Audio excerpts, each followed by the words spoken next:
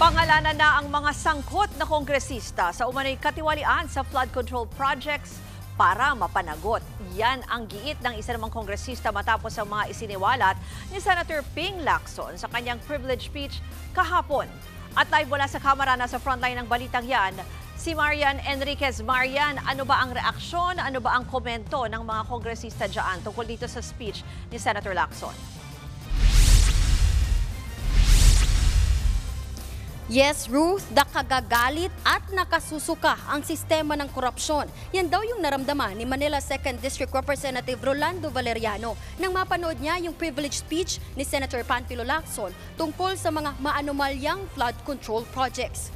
Dapat daw pangalanan na ang mga sangkot para magkaalaman na kung sino-sino ang mga dapat panagutin. Nadadamay daw kasi ang buong Kongreso sa mga ganitong aligasyon. Mismong si Kong Valeriano wala raw alam sa mga ibinunyag ni Lacson. Sinagot din ni Valeriano ang mga nagsasabing may conflict of interest kapag iniimbestigahan ng Kamara ang mga maanumalyang proyekto kontra baha. Aniya, meron din naman daw oversight function ang Kongreso na dapat nilang gampanan. Kahapon, sinabi ni Senator Ping na hanggang 6% ng pondo para sa flood control projects ay napupunta umano sa mga may hawak ng distrito bilang royalty o lagay. Samantala, sinagot din ni Valeriano ang banat ni Vice President Sara Duterte na hindi lang dapat mga kontratista ang imbestigahan, kundi lalo ang mga kongresista. Tinawag niya pang mga tauhan ng mga congressman ang mga contractor. Narito ang pahayag ni Congressman Valeriano. Hindi pwedeng lagi tayong tahimik o babaliwalayan natin to dahil ito nga, sabi ko nga sa inyo, hindi lamang po bagay na nawawala rito.